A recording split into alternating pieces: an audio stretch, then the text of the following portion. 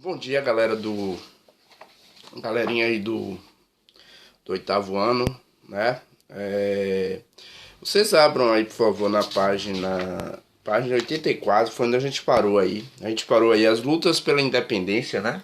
A gente viu aí anteriormente que a América Espanhola, ela tem uma relação aí com a invasão napoleônica, né? Napoleão ele invade, em 1807 ele invade a Espanha, né? Tira o rei da Espanha do trono, coloca o seu irmão, né? E isso vai influenciar completamente na vida aqui na colônia, né? Por quê? Porque as colônias vão ficar mais à vontade, né? Não vai ter ali a Espanha está passando por problemas lá na Europa, e logicamente que você não vai ter a mesma fiscalização. Então essas colônias começam a ficar muito à vontade, né? E é um momento em que os colonos aqui na América vão perceber que é o momento de se tornar independente, que é o momento propício para se tornar independente, né? E ao fim das invasões napoleônicas, depois que Napoleão foi preso, né, lá em 1815, né, você tem aí uma tentativa da Espanha de retomar a sua força na América Espanhola. Logicamente que isso vai ser muito tarde para acontecer, porque já está existindo ali o movimento de independência, né? Então tem aí as lutas pela independência. A ocupação napoleônica da Espanha criou um contexto favorável para que as elites locais das colônias espanholas, com apoio de potências estrangeiras, buscassem a independência política e administrativa. Ela serviu de seu pretexto para as primeiras rebeliões, ou seja, esse apoio internacional que a gente está falando aqui é principalmente o apoio da Inglaterra, né? Para a Inglaterra, gente, que era a maior potência do mundo naquele momento, quanto mais países independentes, melhor para ela, né? Porque ela ia negociar diretamente com esse país, não ia precisar de um interventor aí, ou seja, por exemplo, se o Brasil se torna independente, a Inglaterra ela negocia diretamente com o Brasil, não precisa da interferência de Portugal. Então, de certa forma, para a Inglaterra, quanto mais países independentes, melhor para ela. Então ela apoiou muito esses movimentos de independência, né? Principalmente aí inclusive do Brasil também, a Inglaterra deu apoio, inclusive a Inglaterra que paga a indenização, né, do Brasil para com Portugal, como é que eu posso dizer, aceitasse e reconhecesse a independência do Brasil. Então, quando você fala de ajuda estrangeira em processo de independência, a Inglaterra vai estar muito presente nisso aí, beleza? Tranquilo? Vamos lá, né? Aí você tem aí, ó, o vice-reinado da Nova Espanha. Em 1810, no vice-reinado da Nova Espanha, um grupo de rebeldes liderados pelo padre Miguel Hidalgo, a maioria indígenas e mestiços e poucos crioulos. Lembra que crioulos eram uma elite da colônia, mas que não tinham direitos políticos, né? Quem tinha direitos políticos na colônia espanhola eram chamados chapetones, aqueles que haviam nascido na Espanha, né? Os crioulos basicamente não tinha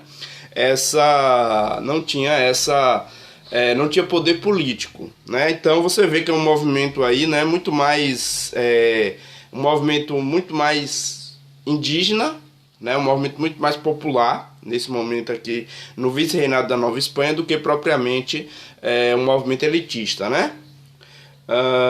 Começou um levante contra os tributos e a opressão econômica imposta pela coroa espanhola. O movimento, a princípio, obteve muitas vitórias, conquistando adeptos em diversas cidades, mas perdeu a força ao fracassar na tomada da cidade do México. Em 1811, os rebeldes foram vencidos e presos. Hidalgo foi acusado de traição e heresia, julgado pelo Tribunal do Santo Ofício e condenado à morte. A derrota dos independistas, no entanto, não deu fim ao movimento, ou seja, é um movimento que não vai muito para frente nesse início, né? Tem o seu líder aí condenado à morte pelo Santo Ofício. Olha uma coisa interessante aí, né? Ele é acusado de heresia, ou seja, a igreja vai condenar ele à morte, né? Quando você fala do Santo Ofício, né? Era o júri da igreja. Lembra que a igreja condenava aqueles que se diziam não católicos, eles eram condenados a queimar na fogueira, né? Então, Hidalgo foi vítima dessa inquisição da igreja católica, porque ele foi acusado de heresia, né? Heresia é ir contra a igreja, certo? Aí vem aqui embaixo no segundo parágrafo, em 1813, sob a liderança religiosa e mais bem preparados, os rebeldes voltaram a lutar pela liberdade. O padre José Maria Morelos proclamou a independência do México, uma constituição foi aprovada e a república estabelecida. Segundo a nova legislação, os cargos políticos seriam escolhidos por meio do sufrágio universal. Olha uma coisa interessante, sufrágio universal aí no caso, muita influência do iluminismo, né? Aquela ideia de sufrágio universal, todos votam, todos têm direitos políticos, né? Isso é uma ideiazinha aí que vem muito da Europa, a ideia do iluminismo, da Revolução Francesa, essa ideia de sufrágio universal. Então esse padre aí, José Maria Morelos, ele proclama a independência do México, né?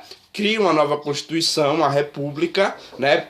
Percebam, olha a diferença para o Brasil, né? O Brasil, quando se torna independente, não se torna república. O Brasil se torna um império, né? Com Dom Pedro I. A América Espanhola, todos os países que se tornaram independentes foram se tornando repúblicas. O México é um exemplo disso, certo? Vamos ver aqui, né? Sufrágio universal, garantindo assim igualdade política entre todos, e não seriam considerados os privilégios adquiridos em razão de riqueza, de origem ou de nascimento, que é uma ideia iluminista, igualdade, né? Essa ideia aqui do sufrágio universal é uma ideia iluminista, certo? Vamos ver, essas decisões não agradaram a maioria da elite crioula, a elite, né? A elite não teve muita participação, foi uma participação mais popular, né? Cadê aqui? Vamos ver. Que reagiu perseguindo os líderes e fuzilando o padre José Maria Morelos em 1815, né? Fuzilar um padre, realmente.